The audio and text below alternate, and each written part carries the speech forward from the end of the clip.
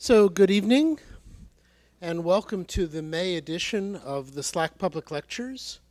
I'm very glad to welcome you here. Tonight our speaker is Professor Bruce McIntosh from Stanford University and KIPAC, the Kavli Institute for Particle Astrophysics and Cosmology that owns this building that we have our auditorium in. By the way, for those of you who find this auditorium small or inconvenient, that big building that's going up over there is going to house our new auditorium, which will be roughly double the size of this one. And hopefully it'll be much easier to get tickets for a live presentation of these public lectures. So that's coming, we hope, in the fall, maybe for the November public lecture, so we'll let you know about that. So tonight's speaker, as I said, is Bruce McIntosh. Bruce got his PhD from UCLA, and then he went to work at Lawrence Livermore Laboratory in the very interesting program there on guide stars, on trying to put calibrated objects in the sky so that you could correct for atmospheric turbulence and have excellent seeing from telescopes on Earth. And he spent a lot of time developing this technique of adaptive optics. Now he's at Stanford and looking for planets using methods that have evolved from this program. So tonight he'll tell us about the search for exoplanets and the search for the atmospheres of exoplanets that we might be able to see. So Bruce, thank you very much. Thank you very much for the introduction and the opportunity to talk here. As said, I've only been at Stanford for about a year after being at Lawrence Livermore, another Department of Energy lab, for 20 years, and so I'm faintly nostalgic for visiting Department of Energy labs and seeing fences and guards and things like that, although, frankly, Livermore's guards much tougher than these guys, for good reasons. And so, yeah, I'm here to talk about the scientific research I do, astronomical studies of extrasolar planets using technologies like adaptive optics and modern state-of-the-art ground-based telescopes. And this is just a cover picture of the SOAR telescope in Chile, which is near the telescope I use, and in the foreground, Chilean condor, sort of 7-foot wingspan, adolescent bird that was circling overhead during one of our trips down there. And the best part of being an astronomer, frankly, is the opportunity to go down to these telescopes, because they're almost always in amazingly beautiful parts of the world, and then work very hard with very little sleep for a week or two trying to get the information you need before you go home.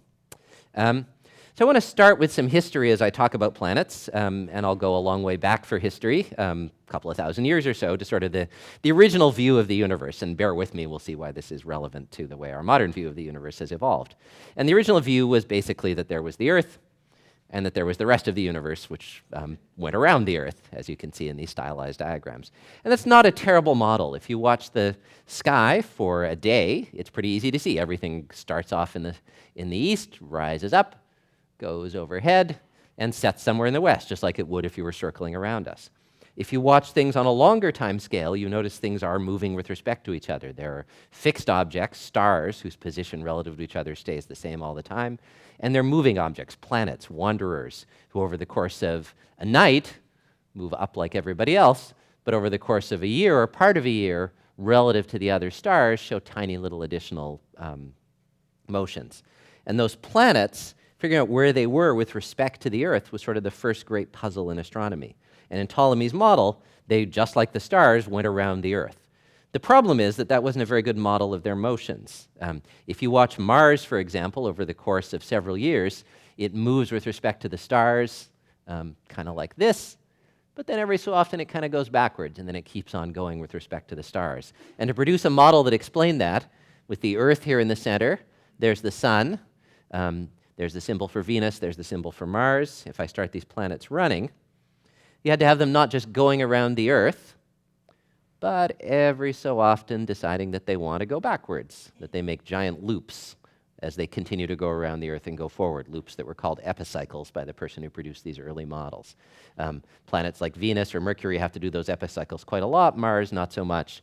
And so this sort of simple picture initially that everything was just going in circular orbits around the Earth failed very rapidly compared to observations. And of course, what really happens is everything doesn't go around the Earth, everything goes around the sun.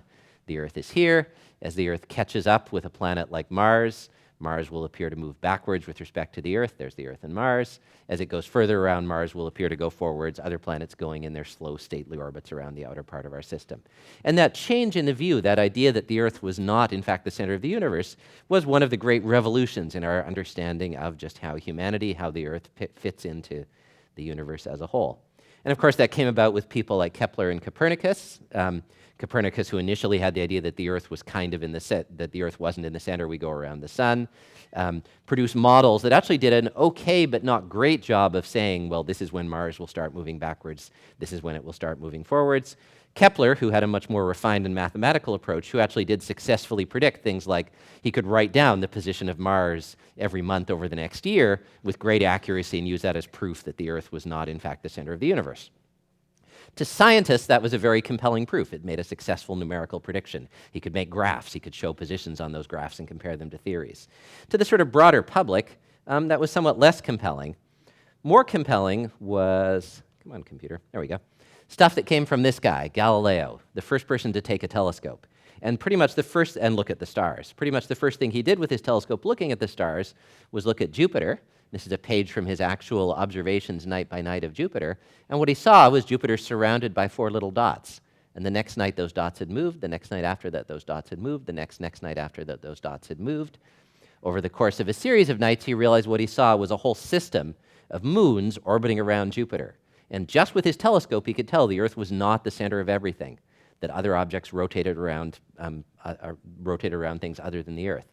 And it's interesting that demonstration, that actually seeing this movement with your eyes, was the thing that was compelling enough for the church to decide that he should be locked up as a heretic and treated as a danger to everything. So Kepler writing down equations, not so dangerous. Galileo drawing pictures and actually seeing the motion of planets, more dangerous and more compelling.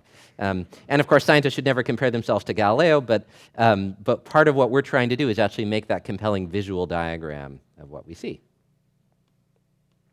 Go forward. There we go. So at the time they were doing this, we had a solar system consisting of 7 objects, if you count the sun. In the center, the sun. In Copernicus's model, Mercury, Venus, Earth, Mars, Jupiter, and Saturn. By now, we have, for a while we had 9 planets. We've settled down to 8, plus a bunch of these things called dwarf planets, which is a useful distinction because we see in our solar system, for example, that there are 4 planets close to the sun that are small. They're dense, they're made out of rock. We're standing on one. It's got a surface you can walk around on. It's got a thin atmosphere. And we see 4 giant planets, Jupiter, Saturn, Uranus, and Neptune. They're large. They don't have a surface you can walk on. They're made out of hydrogen gas, methane, other elements like that. And then the handful of dwarf planets kind of complicating the picture, which is okay because they're not planets anymore. We also see, and Kepler noticed this, that these planets take different amounts of time to go around the sun. Fairly understandably, a planet that's close to the sun will go around very rapidly, like Mercury goes around the sun in a quarter of a year. A planet that's far away, like Neptune, will go around in almost 200 years. And when I was in graduate school, quite a while ago, I was taught, to the extent that I was taught anything about other solar systems, we didn't know of any at the time, of course, that they would all look like this, that this process that formed planets was universal, probably fairly common, and that all it could do is make solar systems that look just like our own with rocky planets and giant planets. We think that that process happens when a star forms. It's surrounded by a disk of leftover gas and dust that didn't quite make it into that star, and that gas and dust will condense, turn into lumps of rock or ice that will ultimately turn into a system of planets. There we go. In a sort of cartoon, you start with a big cloud of gas and dust. As it condenses to make a star, it flattens out because of physics. In the center, you get a nice hot thing that's heating up and becoming a star. That heats up the inner parts of the disk, but not the outer parts. And in turn, that means that common materials like hydrogen, oxygen, and carbon can be solid if they're in the outer parts. Solid hydrogen and oxygen is what we call ice. That's pretty common in the universe. Close to the sun, you can only be solid if you're made out of something like silicon or iron, which it turns out is much more rare in the universe. And so in the early solar system, there was a lot of solid stuff in the outer parts, not so much in the inner parts. In turn, that made it easier to make really big planets out of this common stuff, hydrogen, oxygen, carbon, in the outer parts, so you could make the big Jupiters out there and not so much anywhere else. And so as I said, I was taught that this process was pretty much universal. And astronomers, to some extent, weren't even worried about testing it 25 years ago. Only a handful of people were trying to study whether there were other solar systems. And that's kind of embarrassing, because it's a question that had been bothering people for sort of thousands of years. Do there exist many worlds, or is there but a single world? I would say is one of the most important questions in modern astronomy, even now. And there are a bunch of versions of this question that we can't answer right now, but ranging from, are there planets just like the Earth out there? Are there other planets that have life on them? That's probably the most exciting question I can imagine an astronomer answering, and it's a question that's probably going to take us 20 years to answer. But the earlier question of, are there solar systems like our own, we can answer, and the answer is yes.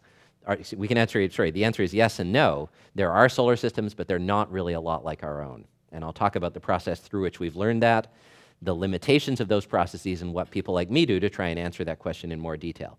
So the first way we find planets around other stars is wobbling. If you have a planet orbiting a star, like in this little cartoon animation, mostly the planet goes around the star, because the star's gravity pulls the planet, but the planet has gravity too, and so the planet's gravity pulls back on the star, as a result of which really they're not one going around the other, they're both orbiting around something called the center of mass, a point in between them where their gravity balances out. Of course, because the star is much, much bigger, the planet's gravity can't move it very far. The planet gets moved a long way, but the star is moving. And even if you couldn't see the planet, which in almost every case, except for some of the stuff we'll see towards the end, is true, you could tell the planet is there by this wobble, that something invisible is pulling it around and making it wobble. That's done by measuring something called the Doppler shift. So the Doppler shift you may be familiar with sound. The classic example is if a siren or a train with a whistle goes by you, you hear the pitch of that whistle change due to the motion of the train, motion of the ambulance's siren. The exact same thing happens with light. The light from something that's moving towards you gets just a little bit bluer. The light from something moving away from you gets just a little bit redder. That tiny shift, that Doppler shift in the light, can be measured by astronomers with modern spectrographs, for example, even at Lick Observatory above San Jose, the Keck Telescope in Hawaii, for motions as small as a meter per second. You can measure the motion of me walking around with one of these spectrographs. And the motion that Jupiter induces as it pulls on the sun and makes it wobble is much bigger than a meter per second, so people could see these motions from giant planets. This was done initially for a handful of planets almost 20 years ago now. They produced sort of beautiful, wow, we found extrasolar planets. There were these cartoons of huge planets. This one's got a moon that's getting evaporated by its sun.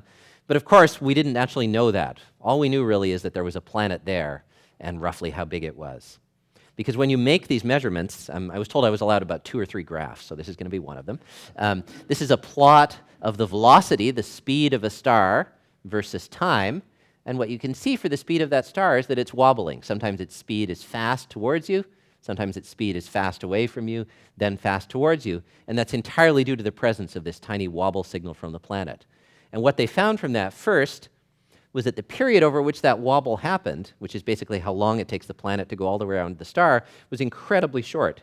Not like Jupiter, taking 12 years to go around the star, not even like a year the way the Earth does, not even 25 days like Mercury. The planet went all the way around the star in less than a week, and that was fairly astonishing. The second thing you learn from these graphs is how big the planet is. The bigger the planet is, the larger the wobble it will induce in its parent star. And this wobble was kind of medium big, 50 meters per second, not the 1 meter per second I quoted. And in turn, what that told us is these first solar systems had planets as big as Jupiter or bigger right next to their star, kind of practically skimming the surface of it. And over the course of several years, a bunch more of them were found. And that was a fairly astonishing surprise for the exoplanet theorists. In fact, these systems looked nothing like our own. They didn't have this clear two-class system between the gassy planets and the rocky planets. They had huge Jupiter-like things in a place where we thought they couldn't exist. And theory for planet formation has really been trying ever since then to explain these systems, and it hasn't really fully done it. So when you make that measurement, all it tells you is how much a planet weighs. And it only works if the planet's got this strong gravitational signal. A planet like the Earth, the wobble the Earth induces in the sun is too small to see with this technique, even with the state-of-the-art spectrographs. The signal from the Earth is on the orders of centimeter per second, and we can't measure that around other stars. The second way people found extrasolar planets was with something called transits. So a transit is taking advantage of an astonishing coincidence.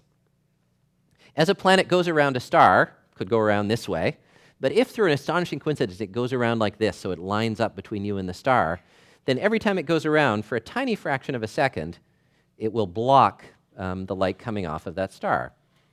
And here's an animation. The star will get just a little bit dimmer for a few hours as it passes in front of it. Of course, the odds of that happening are nearly zero. The planet could be anywhere compared to the star. It would really have to line up exactly right. But if you look at a lot of stars, like 1,000 or so, and planets are common enough, then it will actually happen. And it turns out that this is a measurement that's really easy to make. For a giant planet like Jupiter, the star gets 1% dimmer. Stars are pretty bright. The nearby stars, you might choose to look at it. You can make this measurement with a telescope that's about this big. And in fact, people literally have. There was a chap who discovered one of these transiting planets from Pleasanton with his amateur-grade telescope in his backyard. More commonly, he only knew which star to look at because another astronomer had predicted there might be a transit based on some geometric arguments. But in general, these can be done with sort of 11-centimeter telescopes next to the giant telescopes on Mauna Kea. But the most successful example by far of doing this is with the NASA Kepler mission. Kepler looks at 100,000 stars. It does that by being in space with a huge camera, a gigapixel camera, the first one ever really flown by astronomers, looking at stars over an area much bigger than the size of the full moon, measuring their brightness with enough precision that it could see planets the size of the Earth, making the star get dimmer by a part in 10,000 or less. And over the course of its 3-year primary mission, it was spectacularly successful. It discovered a huge number of candidate planets, including potentially some that get down to the Earth-like scale. It does still have a limitation. No one will believe these detections unless you actually see that little dimming happen not once, because once could be a bird flying, well, not a bird, because Kepler's in space, but could be some random glitch in the measurement of the star brightness. Not even really twice. You need to see the planet get dimmer 3 times in a row before you believe it's a real signal. The Kepler mission lasted for, in its primary phase, 3.5 years. Earth takes 1 year to go around the sun, so it could just barely see a signal from a planet out where the Earth was, and in fact never really reached the sensitivity for a true Earth analog. But close to the star, where planets would go around and around multiple times, it could build up the sensitivity to see something as small as the Earth. And although in our solar system to be habitable, you have to be out where Earth is, close to a fainter star, you could be a habitable, nice, comfortable planet closer to that star. And so Kepler produced a series of spectacular results, including press releases saying that in this shaded region sort of shows where liquid water could occur in a target system for a very generous definition of habitable conditions, and the size of a planet they found compared to the Earth. As one example, they found a planet, they just get serial numbers, Kepler 186f, that was basically the size of the Earth, basically in this habitable zone. Press release says Goldilocks Earth twin planet found, call the New York Times. Everybody's relatively happy about it. The problem, again, is that you don't get to know what these planets are made out of. All you really know is that there's something the size of the Earth blocking out the light. It could, in fact, be a rocky planet like Earth, but it could be a tiny version of Neptune made out of hydrogen or something like that. It could be made out of ice. It could be made out of cheese. It could have an atmosphere like the Earth. It could have an atmosphere of methane. It could have an atmosphere of carbon dioxide. It could be Venus. Venus is a perfectly nice planet, but you would not actually want to live on it, given the choice. And so with Kepler, again, we can't tell what these planets are made out of. There's a couple of very specialized circumstances where planets are bright enough to do that, but for almost every case, and especially the tantalizingly Earth-like ones, we can't do it. So what we want to do is take a picture of the planet. We want to actually see the light from the planet itself, because fundamentally, that's the way astronomers study something. If you can see light from an object, you can tell what it's made out of, you can tell its temperature, you can tell something about its properties and infer something about its history. I'm not going to be able to show you examples where we do that for a planet like the Earth. This technique that we're using right now barely can get down to planets like Jupiter, but in the cases of planets like Jupiter, we can actually start to tell what they're made out of. And if we can see a planet in another solar system and see that it's a lot like Jupiter, we know the process that formed Jupiter in our solar system also made Earth, we can infer that maybe planets like Earth are common. And ultimately, 10 or 20 years from now, we could reach the point where we could use these same techniques to say an Earth. The problem is it's incredibly hard. Jupiter from outside our solar system is 1 billion times fainter than the sun, and it's right next to the sun, which is incredibly bright. And so the analogy that I'm required by the rules of astronomy to use is it's like you've got a lighthouse, and right next to the lighthouse, you want to see a firefly. And that's not a bad analogy. The light from the lighthouse from the star swamps the planet almost completely. So we need a way to actually overcome that and do that. There's several ways we do that, and I'll talk about the technologies. In the first phase of this, the first discoveries from this imaging of extrasolar planets, we mostly did them with the Keck telescopes on Mauna Kea and Hawaii.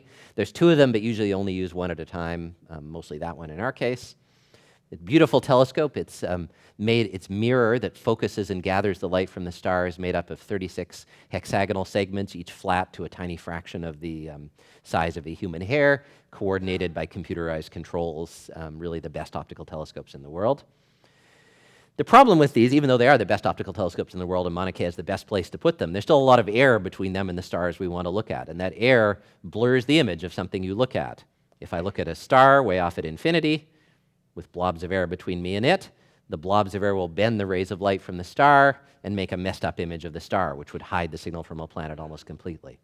And that's where the adaptive optics technology comes in. Adaptive optics uses mirrors that can change their shape, not quite as severely as this mirror. This is an actual example you can see after my talk. It's a very thin sheet of glass, and glued behind it are an array of piezoelectric actuators, little pieces of ceramic that change their size when you put an electrical voltage across them. They grow and shrink, and in turn that makes the surface of this mirror bend by a tiny amount, a tiny fraction of a millimeter, but by enough to correct for atmospheric turbulence, like that. And so you could imagine taking all these distorted rays of light and bending your mirror just enough to bring them back into a sharp focus. In practice, it's a little more complicated than that. You take the light from the telescope, bounce it off this changing deformable mirror, but you need some way to know how to change the shape of the mirror. And so we use something called a wavefront sensor that senses the distortions in light, taking the light that has bounced off the mirror, seeing if there's any distortion left. If there is, a computer calculates the shape, sends it to the mirror to make it get back into sharp focus. The problem is that you have to do this 1,000 times a second because the turbulence, or 100 times a second. The air is always moving, so the distortions due to the atmosphere now are different than the ones 5 seconds ago, different than the ones they were 5 seconds ago. But computers, something we've been good at over the past 20 years, can do those calculations fast enough to make pretty sharp images. And then you take the rest of the light, send it down to a camera to make scientific images. And for example, here's the planet Neptune, a nice planet in our solar system, so easy to look at. Seen through normal Mauna Kea atmospheric turbulence, it's kind of round, not very round, but you can tell there's something there. It's got some blobs on its surface. If we turn on the adaptive optics system, it looks like that. So the resolution can improve by factors of 10 or more, making ground-based telescopes better in some ways, not every way, but better in some ways than the Hubble Space Telescope. That adaptive optics technology is part of what was pioneered by Lawrence Livermore and the group I used to work in. So if you look at a star with this adaptive optics on, it's a star. It looks like a little point. But that doesn't let you see a planet. To see a planet, you're going to have to massively overexpose the star and look for something faint like the planet. And if I do that with Keck data, I get images like this. So the little tiny star is surrounded by a giant halo of light, little scattered streaks and so on. And you can think of that basically as lens flare. If you take a picture facing into the sun with your camera, the lenses in your camera will blur and distort the light, dust on the lens, imperfections in the lens, reflections off surfaces, produce this big scatter of light around the sun. Same thing happens when you look at a star with a telescope like Keck. And this scatter, these blobs of light, are on the order of 10,000 to 100,000 times fainter than the sun. Than the star. That's a lot fainter, but I told you Jupiter was 1 billion times fainter, so we've got a long way to go before we could see Jupiter with this. The first trick we used is we don't actually look for a planet like Jupiter. Jupiter in our solar system is about 4.5 billion years old. It's cold because it's way out in the edge of our solar system, doesn't get a lot of heat, and so all it does is it reflects that tiny trickle of sunlight that hits its surface. When Jupiter formed in these disks of material that form planets, there's the disk, it formed very hot. The process of taking all the material, all the dust and gas that went into Jupiter, squishing it down to make Jupiter, released a lot of energy, a lot of gravitational potential and energy. So when Jupiter was newly born, it was probably at 3,000 degrees hot. After 10 million years, it cools off. It's radiating away that heat. It doesn't have a source of heat, but it's big, so it takes a long time to radiate away its heat. So a 10-million-year-old Jupiter is about 1,500 degrees. 100-million-year-old Jupiter is about 500 degrees. That's warm enough to give off a lot of light, especially infrared light, which is the kind of light warm objects emit. So at infrared wavelengths, a Jupiter that's 10 million years old is only about 1 million times fainter than the sun, not 1 billion. And that's a level of contrast we could potentially overcome.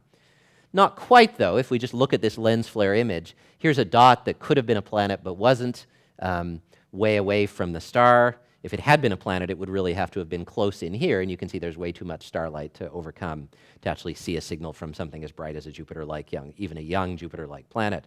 And so the next trick we use involves taking advantage of the rotation of the Earth. So I'm going to have to ask people to stand up, and I'm actually, if we get the lights dimmed a little bit, that would help for this trick as well, if that's feasible.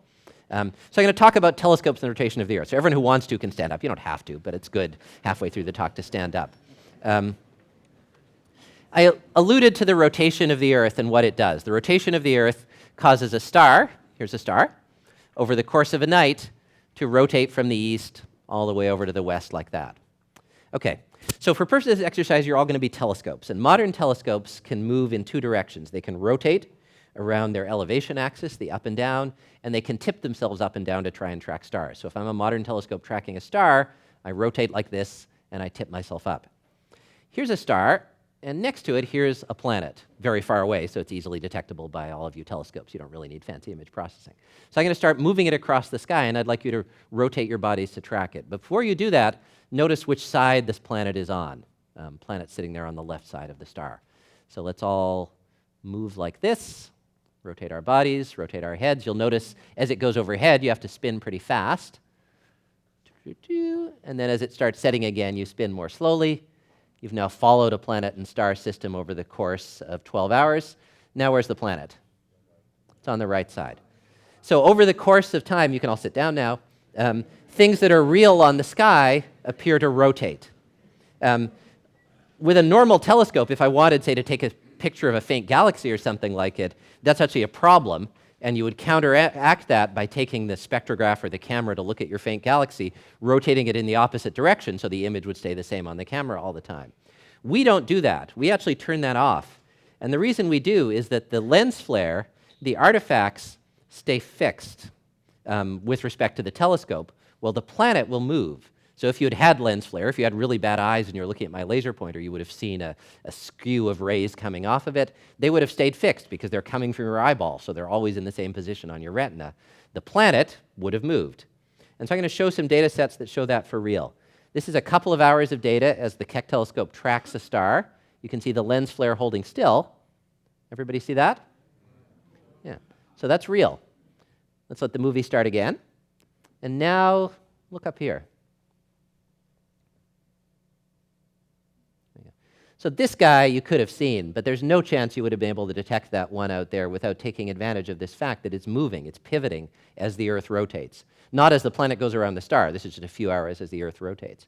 And so if I'm good at image processing, or if I hire a postdoc who's good at image processing, which is what I do, you can write optimal image processing filters that will look for all the stuff that's static in this image and remove it and leave behind the dynamic stuff. And that's what this image is here. So these are exactly the same images, but with a temporal filter applied to remove stuff that's static and leave behind the moving stuff with some complicated signal processing applied on top of it. Blip, blip. Once in the audience, I've had people see planet number 3, but I don't think that's very likely to happen, so we'll go forward. This is the same image set, but now rotated so that north is up, and so planets stay fixed and added together.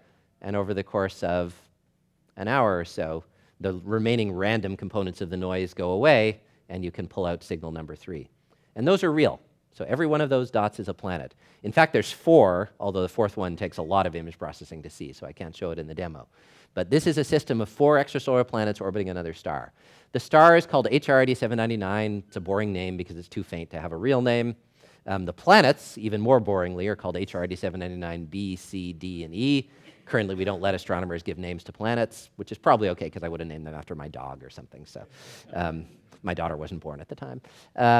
But the fact that we can see them is pretty amazing. The star is here, and there's a little bit of light left over from the star. The adaptive optics isn't perfect. The image processing isn't perfect. So these blobs are leftover starlight. But this is the real infrared signal from a glowing planet.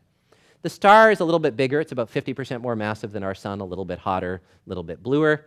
The planets are also pretty big. They're sort of 5 or 7 times the mass of Jupiter, and they're warm, the 1,000-degree temperatures. The star is about 30 million years old. The outermost one you can see is a little bit fainter because it's a little bit less massive and a little bit cooler, but we can see them. We have data for these. Let's see, I can gratuitously compare it to our own solar system, which astronomers love to do. It kind of is like, it's like a scaled up version of our solar system. This version of the other system has been magnified proportionally. The planets are obviously much bigger, but it has other features. We know from various lines of other evidence that there's a belt of asteroids in this system, and it's located, it was known before we found the planets. What we found is it's located right inside where the innermost planet is. Exactly the same way asteroids in our solar system are right inside the orbit of Jupiter, because Jupiter keeps them there. We found, there was evidence again before we found the planets of a belt of comets way in the outer part of that solar system, and that belt of comets is kept out there by the outermost planet, the same way comets are kept in the Kuiper belt in our solar system by Neptune. So in some ways it is a scaled up version of our solar system. In other ways, not so much. It's only 30 million years old. There's about 100 times as many asteroids going on random orbits as there are in our solar system.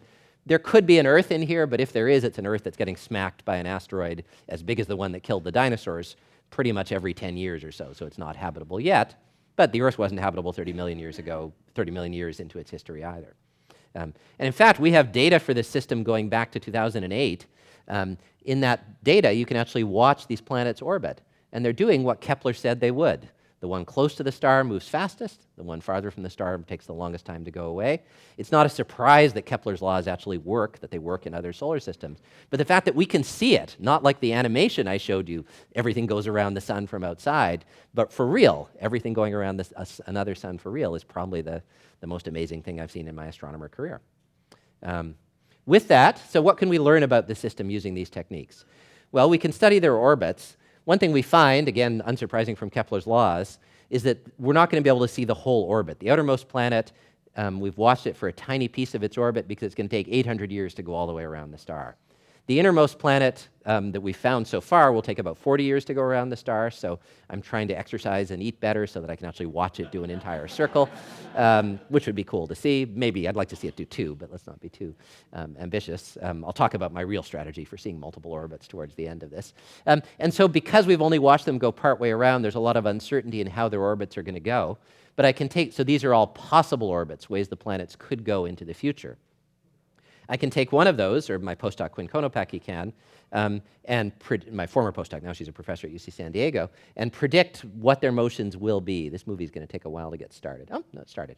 So this is a simulation of moving one of those possible orbits around into the future, and the planets are tugging on each other because they have strong gravity. And in fact, they're tugging on each other enough that we just lost a planet, so what was a 4-planet system has now become a 3-planet system. You can see them continuing to tug on each other. Their orbits are changing in a way that orbits don't in our solar system, as a result of which we're now down to maybe a 2-planet system. This simulation only took about 3,000 years to show that, and of course that's not realistic. This system's been here for 30 million years, so the odds that it's going to fall apart in 2,000 years are essentially none. Still got 3 planets, which says there has to be something wrong with this simulation. And what was wrong with this simulation is that we made the planets very big. When we published this, people said, are those really planets? Maybe you've just found tiny stars. And so we ran a simulation with tiny stars, and we found the gravity of tiny stars is strong enough that the system would fall apart almost immediately. Hence, we can infer that they have to be something like 5 times the size of Jupiter, that they can't be giant planets. Yeah, we don't really need to see that again, though I like it. So I promised, so we had a press release too, and so we had our cartoon, here's the planet, here's more planets, beautiful. You can see them glowing because what we're seeing is the hot infrared radiation coming from the inside.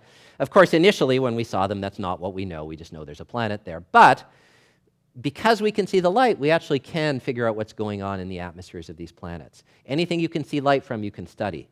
Astronomers do that using a technique called spectroscopy.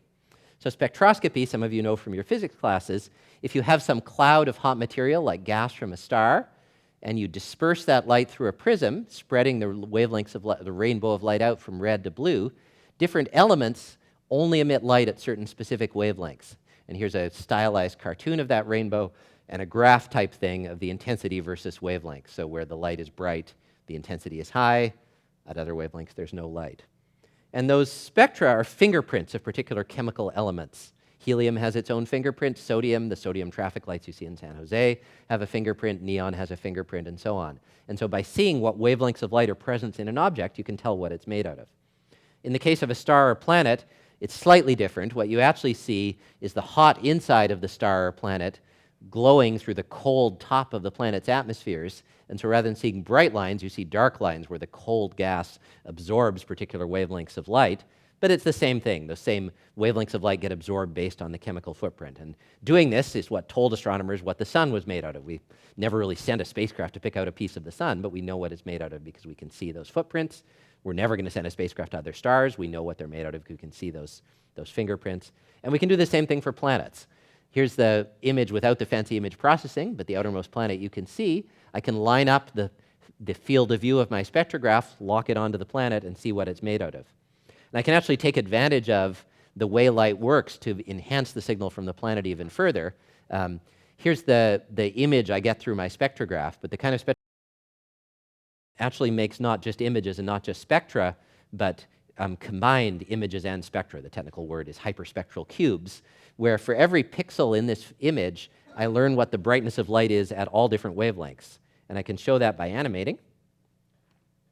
Go forward. There we go. When I do that, I find that the scattered light, the lens flare, actually has a very characteristic behavior where from short to long wavelengths, this is an animation going from short wavelength light to long wavelength light, lens flare light moves. It moves away from the star as a function of wavelengths for physics reasons. Planet, of course, is always at the same position for every wavelength, and so I can do exactly the same, or in reverse, I do the trick of show me the stuff that's holding still, get rid of the stuff that's moving, and pull out the planet signal in the spectrograph very beautifully.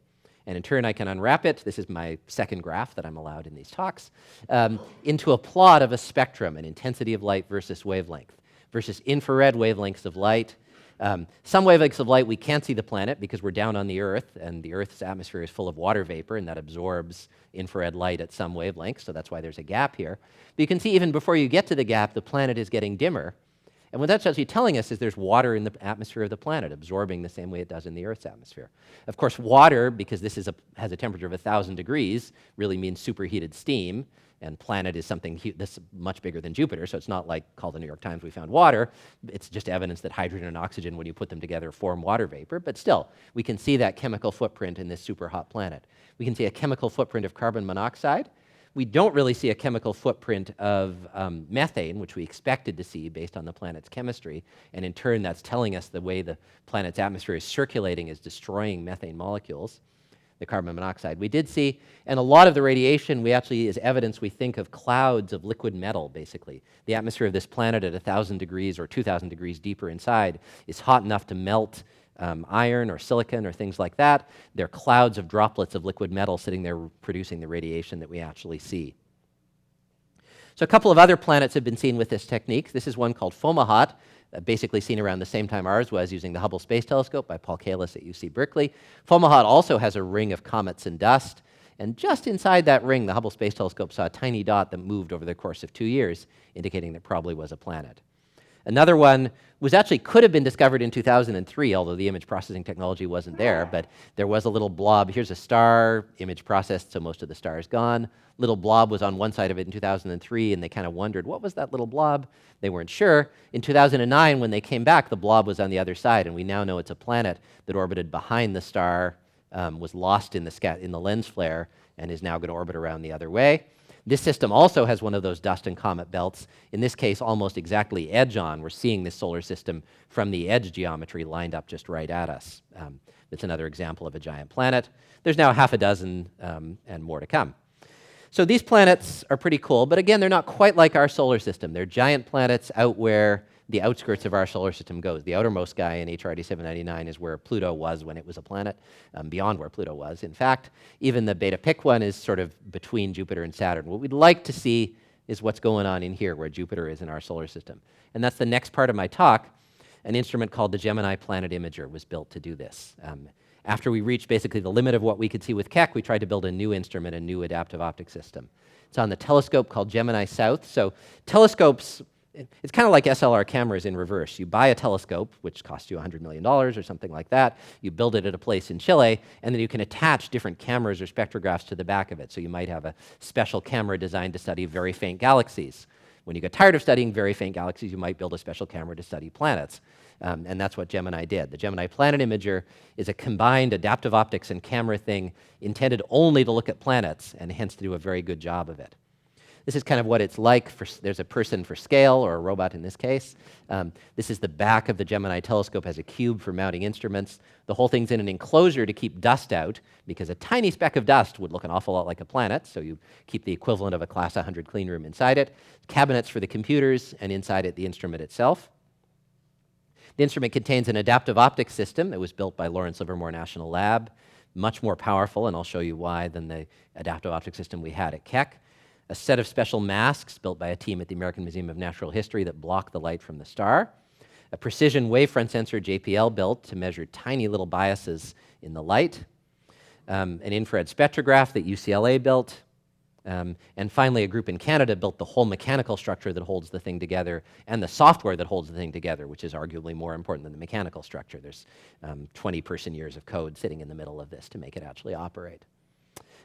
So I mentioned the adaptive optics being more powerful. So this mirror I'm holding up here has 18 of these little piezoelectric actuators, degrees of freedom to control the atmospheric turbulence.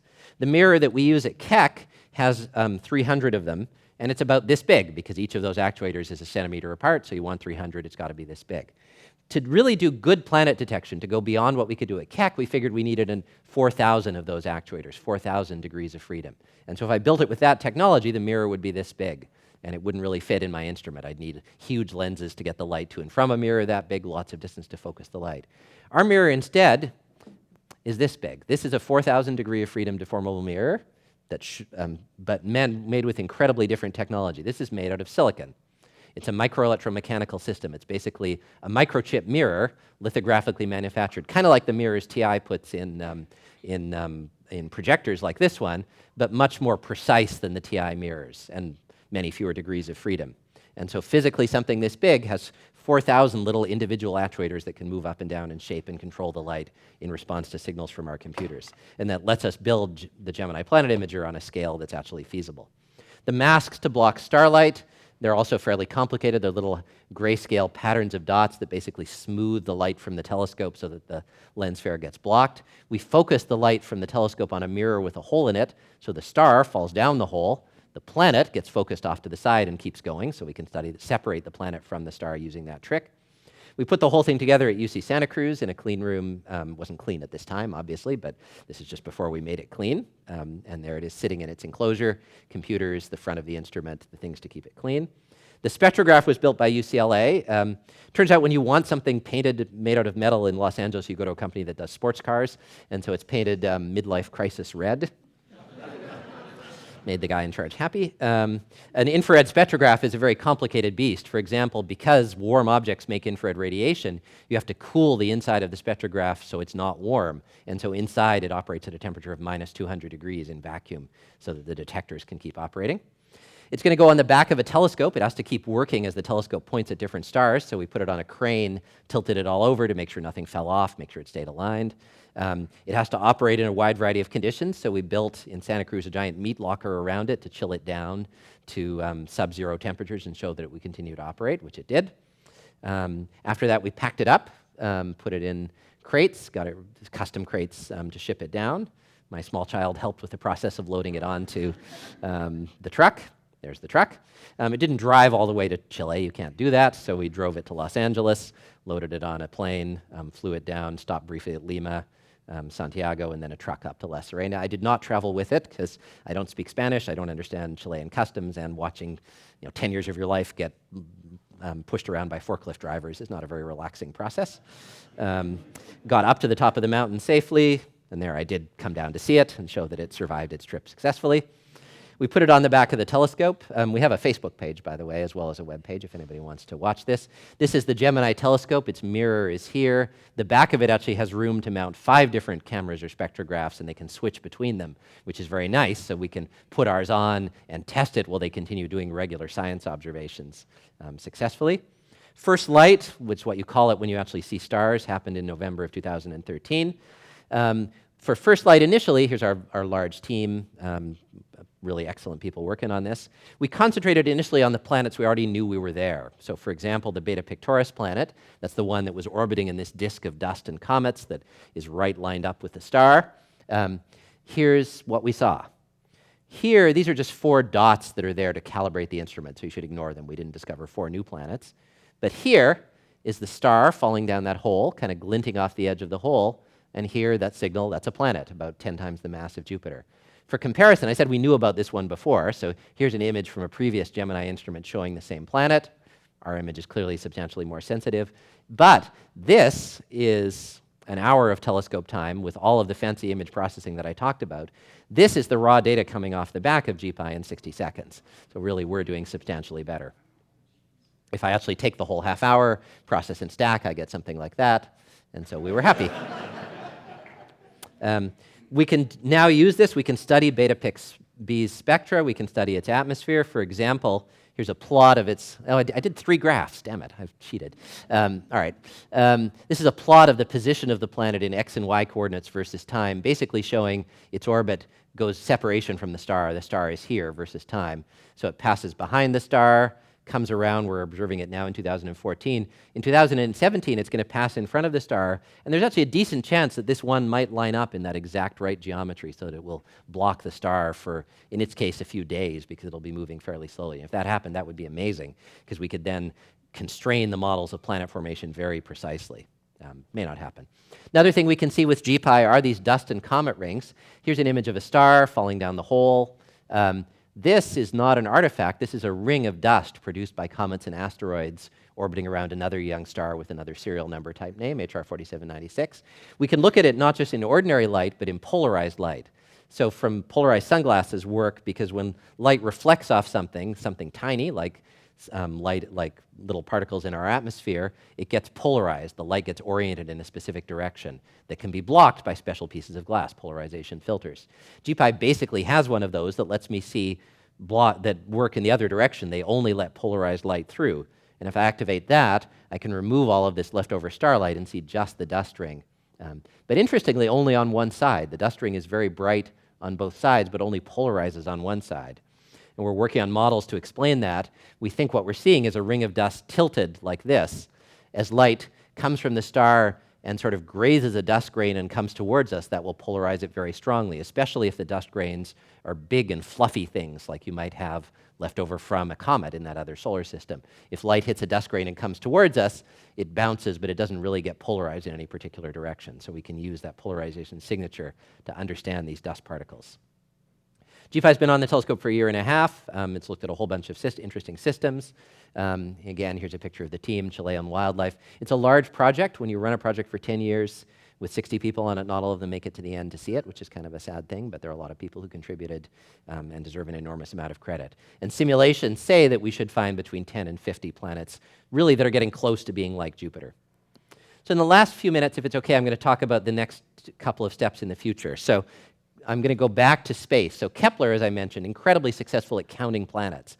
And one of the amazing things it found when it counted planets is that there's a huge number of planets whose size is in between Neptune in our solar system and Earth.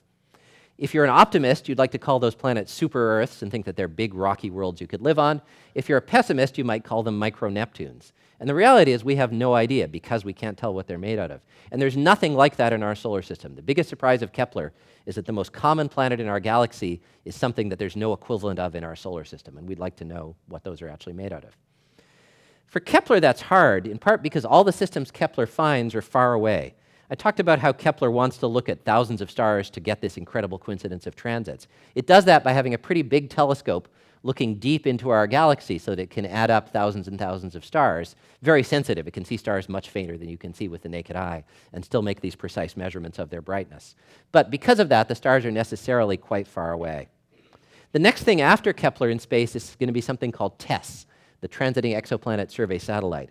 It will also look at 100,000 stars, but the way it will get 100,000 stars is by looking at the whole sky. If you go over the whole entire sky with your eye, you see about 2,000 stars, but only a little bit fainter than that, you can get down to 100,000 stars. Rather than even being a telescope, TESS is almost like an array of big 100-megapixel SLR cameras, basically, all pointing in slightly different directions, all taking a picture of the sky, move, take another picture, move, take another picture, and look for a star that's getting a little bit dimmer. Once it does that, the planets it finds will be close, and so we can look at them with other telescopes, like GPI, or like the James Webb Space Telescope when it flies in 2018, and so on. And so we might be able to tell what they're made out of. I think I'm going to skip this video in the interest of time, but there's a very cool video of tests surveying the whole sky you can find on the internet. The next step beyond that potentially would be even bigger telescopes on the ground. The Gemini Telescope is about 8 meters in diameter. That's close to the state of the art, but astronomers would like to build bigger telescopes. If you built one that was 30 meters in diameter, this is you can guess how big this telescope is from its name, the 30-meter telescope. It would, and put something like GPI on it, it could see not just the Jupiters, but at least the Neptunes and probably the super-Earths. If that's what those planets are. Construction for the 30-meter telescope, the lead US partners are Caltech and University of California, plus a bunch of international partners involved in it. Construction is currently paused. It's being built or proposed to be built on the mountain of Mauna Kea in Hawaii, which is a mountain that people in Hawaii have a considerable cultural importance attached to, and so we're trying to negotiate, I'm not involved in this, we're trying to negotiate how to deal with that considerable cultural importance. It's a complicated issue. There's other equivalent telescopes that will go on mountains in Chile that nobody is that significantly attached to, so there definitely will be telescopes in this class built by some institution somewhere.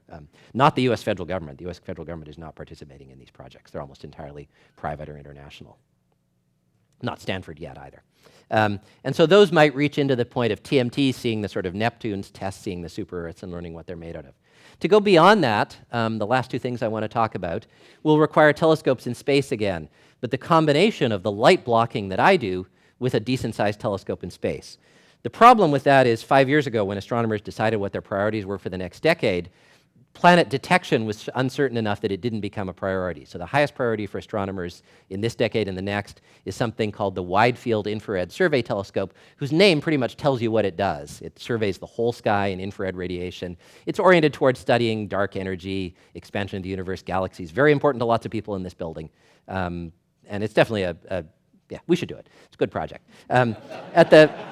At the budget we had at the time, astronomers had at the time, NASA could afford to build about a 1 meter, 1.2 meter telescope to do that. And that's big enough to survey galaxies. It's not big enough to see planets through direct imaging. But something interesting happened 2 years ago. So by analogy, I could explain this. You might go to your closet and discover in your closet that you have a lot more shoes than you thought you had because you bought a bunch of shoes, you never wear them. And you might say, I don't need these shoes anymore, and so you'll donate them to a charitable organization or to a friend or something like that. Basically, the same thing happened to the Department of Defense, except instead of shoes, they discovered they had a warehouse full of Hubble Space Telescope-sized telescopes that they weren't actually using and had no plan to use in the next ever.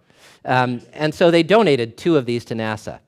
They didn't donate whole spacecraft. They're just the assembly for a space telescope. And so NASA still needs to wrap a telescope around them.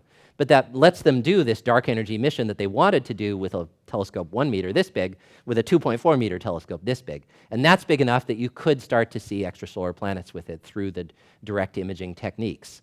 In addition, it can do the dark energy stuff much faster because it's a bigger telescope, so there's more time available to do other kinds of astronomy. And so the plan is to fly this. It's something that will be called, again, I think I'm going to skip the video in the interest of time. There's cool NASA videos about it. Come on, skip, there we go. It's called the Astrophysically Focused Telescope Asset right now. It'll get a name when it actually flies, as is traditional. And it could get down to the point where it could do this spectra trick, but not with giant hot Jupiters, but with Neptunes or maybe super-Earths, and see what's actually present in their atmosphere, what they're made out of at high levels of fidelity. And so that would reach probably still not the Earths, but well into the super-Earth regime around stars like the Sun, in the neighborhood of the Sun. Probably just a couple of them because it's not that big a telescope. The next step beyond that, if you're really going to see an Earth, you have to block the star out almost completely. So blocking stars out almost completely is something actually a lot of us do. Let's say you see a bird and it flies next to the sun, you want to see it. What do? You do this. You hold up your hand, block the star. So that's what astronomers want to do next, and I am going to run this video because it's very cool. The next mission beyond that might involve a space telescope and a whole separate spacecraft that is basically a giant hand, not shaped like a hand because that would be silly, intended to block the star. It's actually shaped very precisely to block the light, involving ways light diffracts and bends almost exactly. And for it to work, it has to be 50,000 kilometers away from the telescope to block just the star and not the planet on a reasonable scale. And so the engineering challenge of doing that is enormous. It has to be about 50 meters across, but enormous but solvable. And if you did that, you could block the star and actually see not just the Jupiters, but a planet potentially the size of the Earth. And so if I'm doing a version of this talk 20 years from now, the image I might get to show is something like this, where there's a star just leaking around sort of through the holes in that star shade. The enormously bright one that you couldn't possibly miss is Jupiter, 1 billion times fainter, reflecting its starlight. There's a Venus, and that one actually is an Earth poking its head around. And once you can see it, just like we can with the HRD 799 planets, we can put a spectrograph down, we can see what it's made out of, and we might see oxygen, we might see water, we might see chlorophyll, we might see life. So I think that's where I'll stop, and thank you all very much.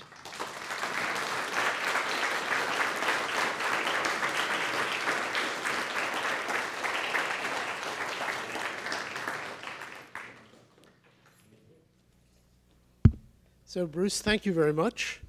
We have time for questions. So the deal with the questions is the following. There are people with microphones on both sides of the auditorium. Raise your hand and get recognized, get a microphone. Don't start your question until you have the microphone, because this is being recorded, so no one will hear your question unless you speak it into the microphone. So please, who'd like to ask a question? Let's start here. Do most biologists believe that if you see oxygen, it's a sure sign of life, or are there other possible mechanisms that could create O2? Right. That's a complicated question, and almost certainly it's far too simplistic to assume oxygen exists only due to life. If all life on Earth disappeared, Earth would lose its oxygen. It would get bound up into carbonaceous materials in the oceans on a fairly quick time scale, I think 10 or 100 million years. But that's not to say there aren't other chemical processes that could produce it. Or methane is another one people think could be a biological signature, but there's other processes that could produce methane. So the reality is, now that I'm moving beyond the optimism, when we find these spectra, there's going to be huge amounts of argument about interpreting them. And it may be nowhere near definitive. Nonetheless, oxygen is so reactive that you need a source to maintain it. We think that source could only be life, but we can't know for sure. If you saw oxygen and methane, you'd probably think you have to have a source, but again, we can't know. I mean, methane maybe is a biosignature. We kind of see methane on Mars. We can't decide if there's life on Mars or not. We can drive there, right? You can put a truck on Mars, drive it around. We're not sure if there's life or not. So it will be challenging, and it probably will take not just simple spectra, but very high sensitivity spectra. But once you start to see all those chemical footprints, I think you could make a strong case. People have done simulations that show you could see the chlorophyll in the vegetation on the Earth does make a detectable signal in the Earth spectrum. You'd probably need enormous telescopes, 100-meter telescopes in space to actually be sensitive enough to see that, but it's not unimaginable. So it will be, even 20 years from now, a step, but I think an important step. If you could see water and oxygen and methane, you'd at least think it's possible that there's life there. Please. Are the radio astronomers doing anything useful for planets? Radio astronomy. Actually, there are, now that, depending on your definitions of radio astronomy, but millimeter, sort of microwave radio astronomy can see emission from medium warm things like dust and gas. And so there's a brand new millimeter telescope in Chile called ALMA, the Atacama Large Millimeter Array.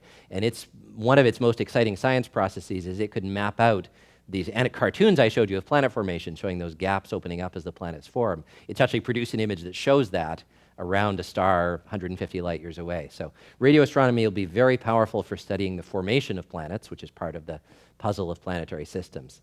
Mature planets, and even medium young ones like the HRD 799, are beyond radio astronomy right now. Jupiter does emit radio waves, but the signal is so faint you couldn't really detect it from another solar system. So the power of radio astronomy mostly lies in the formation of planets in those first few million years. Over here, would we ever be able to see moons around these gas giants the way Galileo saw the Jovian moons?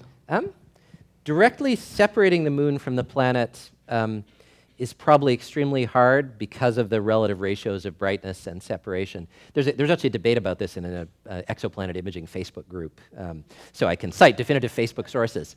There are a couple of special cases where maybe we could. Io, one of the moons of Jupiter, is really hot because Jupiter's gravity squeezes it. You push it really hot, in this case means it has volcanoes erupting on its surface. You pushed it closer to Jupiter. Before it was destroyed, it would probably get incredibly hot, and you might actually be able to see that infrared emission as an excess in infrared light compared to an old planet like Jupiter. And then maybe we could get lucky. We could have the same geometry of transits, except with the moon passing in front of a planet, you'd see a planet get 1% dimmer every 12 or 24 or 36 hours as a moon goes in front of it. And you could actually imagine the beta Pic system seems to be lined up pointing at us, so if there were moons, they might do that. It's right on the edge of what we could measure with GPI. I suspect the signal would be slightly too small for GPI, and you'd really need the telescope for a whole month to do it, so they're not going to let us do that now. But with the 30-meter class telescopes, I think the consensus was we could see that kind of signal from a moon. I have two questions. First, how close are we to sending someone out of Earth to like study the different planets and what kind of composition they have? And the second thing is, if we can one day send someone out into space, what would be the biggest challenge besides radiation protection? And sending people to, or even robots, to other stars is pretty far beyond our current technology. If you're traveling at even a good fraction of the speed of light, it would take you hundreds of years to get to the HRID 799 system. And so we can't build spaceships that can travel that fast, and we can't build systems that would keep running that long. But challenges are relative. I think it's not unimaginable in a couple of hundred years we could be launching probes to other solar systems. Not with people. The probes would be computers. One of the things that, if you think about areas technology that are advancing, rockets, they're getting a little bit better. Computers are getting a lot better. And so the ability to send a small computer that's smart enough, as smart as a person, to study a solar system, I think is not at all crazy on 100 or 200 year timescales. And there's a bunch of technologies you could imagine using for that. Sending people, I think there's no technology that would make the trip take less than hundreds or thousands of years. And so figuring out how to keep people alive, or their children alive, or their children's children for hundreds of thousands of years to get there is the big actually sending people to other solar systems. And that's a multi-thousand-year scale for human civilization, and it's hard to predict what we're going to want to do thousands of years from now. But quick question. Quick question. Logistic, I guess. Who decides what are the detectors will be going on which telescope? I mean, I assume that the space is limited, and so where's the decisions and who is the decision maker? That's a good question. And the decision to build something like the Gemini Planet Imager, Gemini, I should have credited, is an international observatory. The US is the largest partner, but also Canada, Chile, Australia, the UK was for a little while, but isn't anymore. And so the committee running that observatory studied possible instruments they could build, ranging from ways to study dark energy to ways to study extrasolar planets. They made, in my opinion, the sensible decision to let other people do the dark energy, because it's silly to everybody to study the same thing and to specialize.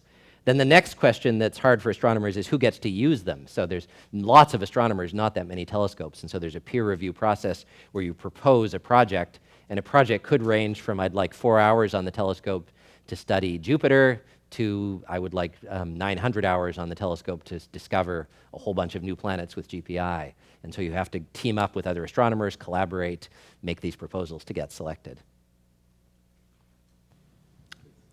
So if I understood you correctly, the current models of planetary physics don't explain these massive planets in close orbit around star systems.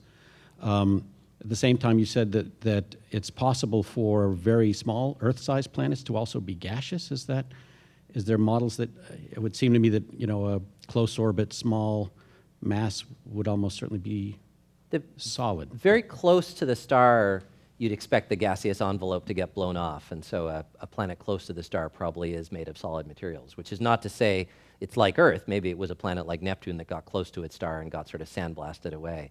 So a lot of the models, there are speculative models to explain these. One of the most common one involves making planets kind of the old-fashioned way in the outer parts of the solar system and then moving them around, maybe through multi-planet gravitational interactions like I showed in the simulation, maybe through more complicated processes. So you could make a Neptune, and then if it somehow, you move Neptune close to the sun inside the orbit of Mercury, its atmosphere would get kind of sandblasted away and you'd be left with a little core of rock, but not an Earth. So there's just a whole range of possibilities for these planets, and we don't really know what sets the lower limit on gaseous planets or what sets the upper limit. Certainly close in, I agree, they'd get sandblasted. But out at 1 astronomical unit where the Earth is, something half the size of Neptune but made like Neptune could survive perfectly well. And we really don't know whether we make things like that or not. Is it the pixelization density of your CCDs that's your biggest contributing limiting factor, or what is your biggest limiting factor in resolution? In terms of the resolution is set really more by the size of the telescope. So the fundamental diffraction of light sets a smallest size of a feature you can see that's proportional to the one over the size of the telescope. So hence the desire to move to bigger and bigger telescopes to kind of do this. Yeah. Both more light and sharper images you get out of bigger telescopes. But bigger telescopes help you win twice. Hi. You talked about the use of spectroscopy to determine the composition of distant light objects.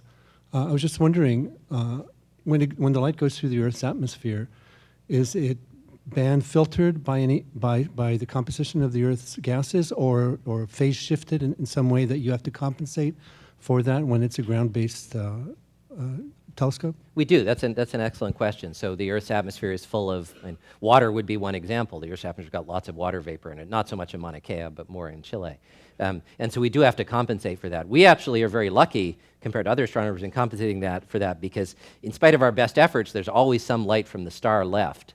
And we know what the spectrum of the star was before it passed through the Earth's atmosphere. So it's like a beautiful reference source we can use to remove the absorption due to the Earth's atmosphere for both the star and the planet itself.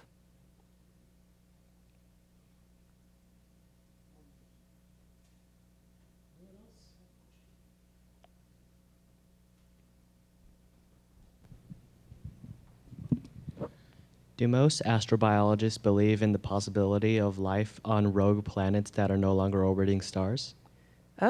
That's probably I actually probably say most wouldn't. So possible, you saw in my simulation, you can imagine a system in which some planets get flung out by the gravity of other planets. You saw that in the HRD 799 simulation. The same thing could happen to a planet like Earth. The problem is it would cool off very rapidly, so you'd need a source of heat. A planet bigger than Earth would stay warm for a while, heated from the interior.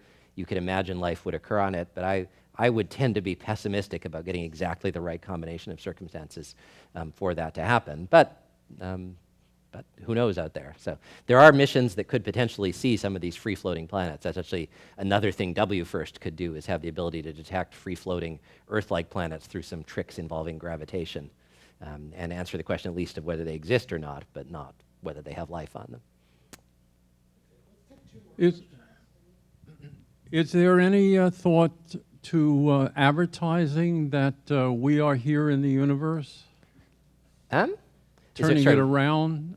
Is there any thought to advertising? People are discussing this in the sort of SETI, the Radio Search for Extraterrestrial Intelligence community. There have been a couple of signals, but they were sent to completely random stars, so it's not very relevant. There's kind of a debate going on about whether we should do that or not in the universe. My personal opinion is that's a silly debate, because they know we're here if they're out there. They will have their equivalent of the telescopes I just described. They will have been watching this solar system. They will have noticed, gosh, the amount of carbon dioxide in the atmosphere going way up, amount of methane going way down. So, hypothetical civilizations, if you assume their technology is more advanced than ours, which you have to assume, already know whether we're present or not. So maybe we should send an apology, but not a message.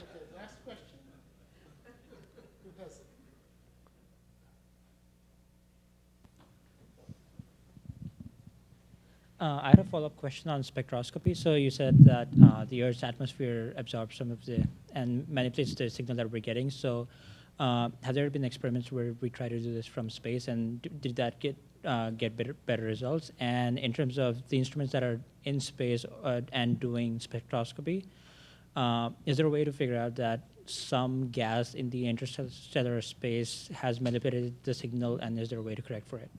So this actually right now is an area where the ground-based telescopes do better than space. The Hubble Space Telescope wasn't really designed for this, so it doesn't have the ability to block the starlight. There's no atmospheric turbulence in the way, but there's imperfections in its mirror from the polishing process that scatter light. And so even on Keck, the HRD 799 images, the Hubble Space Telescope can kind of see 2 out of 4 planets on a good day. And GPI is substantially more powerful than Hubble. and the spectrographs on Hubble aren't really designed for planetness. The James Webb Space Telescope will be pretty good at this.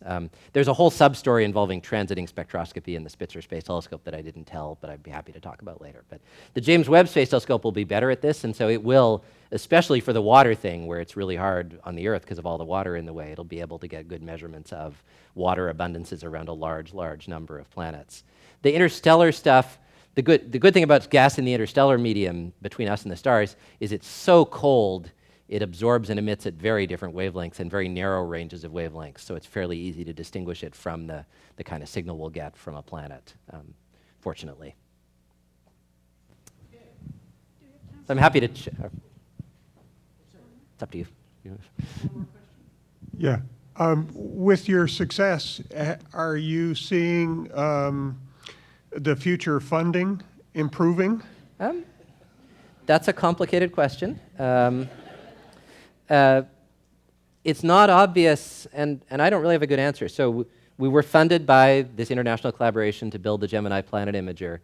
It's not obvious how we would build one for the 30-meter telescope. I think there's not enough federal funding to identify a path to successfully build the GPI equivalent of TMT that could get to these super Earths right now. Now, there isn't even a telescope to put them on. We've got sort of 10 years to answer that question, because the first thing you do with a 30-meter telescope is not go and look for planets. You want to get the telescope working, do some galaxies, do some easy stuff like that. But I don't actually know the answer to it. These are becoming large-scale projects in a way that especially the US ground-based community, the National Science Foundation, doesn't have the scale of resources to support. So I don't actually have a good answer to what we're going to do for building the next piece of hardware. It's better in space. NASA is good at doing large projects, and potentially there's enough funding to do WFIRST. But especially for TMT and especially for a planet imager, I don't know whether that's going to happen or not, at least before I retire.